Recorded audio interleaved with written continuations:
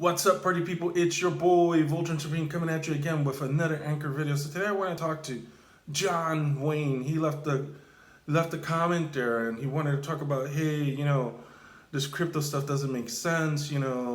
It's not a hard asset. Companies can come and go, and a bunch of stuff. I'll leave the question on right here. So it's true, there are a lot of coins that have no true value. Just go check the Binance. Every day coins are coming out, every day coins are disappearing. And really, there isn't much you can do if you decided to get into one of those coins. Hence why I no longer go into meme coins. I've got into meme coins in the past, and I've been rugged, or I've gotten into projects that eventually died. So I don't do that anymore. Now I look for coins that have actual utility. And Ankr is one of those. And by utility, I mean they actually produce a service, not one of these potential services like you'll see with the meme coins where they'll call themselves, say, a medical company, but they have no money and they're waiting for money to come in from people who buy the hype. And, they have no real utility. They aren't working with anyone. With Ankr, we see that, yes, they are working with other projects. They're making moves in Web3, and those other projects, the only moves that they're making is trying to get people to come in, but they have no actual service. So a lot of these meme coins, either they die real quick, or they bring in the FOMO without any true project, just a dream and hope. That's all they promise, the hopium. So Ankr actually provides services, services in Web3, services in DeFi, so there's actual use for Ankr. The second thing that John Wayne brought up was bots. And yes, bots affect the crypto world. There's a bunch of them. And they're usually in a lot of these meme coins, right? Because there's high volatility in those coins. So, you can see a pump and then it's followed by a dump. And he kind of made a claim that this happens with Ankr. And all crypto, I think, is affected by bots. And Ankr also has a couple of bots that are affected. But you'll notice it's not as rampant as it is with the meme coins. There are a couple of bots on Ankr, and they're not as many as you would find in other coins. And why is that? Because the top holders are either centralized exchanges or Ankr themselves. So there's not much they can do in terms of creating high volatility in the coin, because the largest holder is Ankr themselves, and Binance seems to be the second largest holder. Those are the top two people holding the coins. So these guys, these two are looking long term. They're not looking to just pump their coin and have it die. That's not the business Ankr's in, and that's not the business that Binance is in. So the idea that Ankr's affected by a lot of bots, I don't think is true. I mean, there are some bots, but you can go to other coins, go into the meme coin sector, and now you're going to find lots and lots of bots. So it's completely different between the two coins. He also made another comment about Ankr hitting the 21 cent mark. And he goes, how is this not a pump and dump? Well, we gotta go back in time and see what happened around that time. And when you gotta ask yourself, how much of that was actual FOMO? If we go back to November of 2021, around November 26, 27, somewhere in that time frame, that was the time that tokens.com decided to buy 3 million Ankr coins.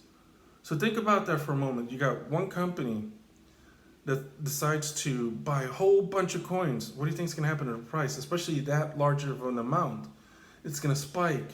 And if you were on Coinbase, suddenly Coinbase came out with the trending section, that trending section where it says Ankr has gained this much, and now the FOMO kicks in. So eventually hit 21, a lot of people decided to cash out, and then the price went back down. So I don't, it sounds like he's trying to say that there was something evil going on, that it was pumped on purpose only to turn it into a dump, but that wasn't the case. You just had one company, tokens.com, that went in there, bought a whole bunch of coins, caused the price to go up, because they did buy a whole bunch.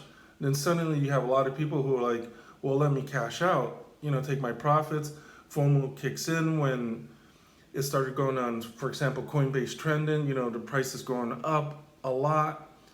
And people come in and they sell out. I mean, there's not much we can do about that at this point. That happens with every coins. FOMO kicks in, people are going to come in, people get out, and then the price drops. But, it's not a pump and dump because Ankr isn't going anywhere. It's not like one of those coins where they made all these medical promises, they launched, and now it's kind of like a dead project at the moment. That project really isn't going anywhere. Ankr's still providing services in DeFi. Ankr's still providing services in Web3. So Ankr isn't going anywhere. So my point is, a lot of the concerns he makes are legit. And that's one of the reasons I say, hey, I don't like to look for coins that have no true utilities, no coins that doesn't look like they're doing anything except pushing hopium and trying to get all that in. And I'm looking for coins that are actually providing us services. And Ankr's one of them. Algorand's one of them. And then the third thing he mentioned was advertising. That's kind of tricky to do because you got to remember, these companies don't have an infinite amount of money. So they have to focus on what's going to make the company profitable. Ankr works in Web3, Ankr works in DeFi, so they have to focus on companies that need their services. So when they do their marketing, we're not going to see marketing towards retail, because it's not the retailers that are going to buy the Ankr services. So how do we get good advertisement? If we learned anything from the two successful meme coins, Dogecoin and Shiba Inu, is that the advertisement was ground roots. It was groundwork. People, retailers that held the coin, pushing their own project, and the community grew. So then that puts it on us to promote the coin if you wanted to see it become successful, like Shiba Inu and Dogecoin. And that's simple to do. Every time Ankr post a tweet, go tweet it, retweet it. When you have people posting videos on Ankr, the twins, for example, Dip Buyer, go like it, share it, and stuff like that. I actually made a video on that. I haven't released it, but I should release it soon on how to get the hype up on the coin, because really, if you guys want to see the coin get hyped up, it has to come from the retailers themselves. They have to start promoting their coins. You can go to the Telegram group every day, you have a handful that they're always complaining, or you can do the opposite. We have one guy who's saying, hey, if you want this to be successful, start talking good about it, start telling people about it, start liking people who support the project.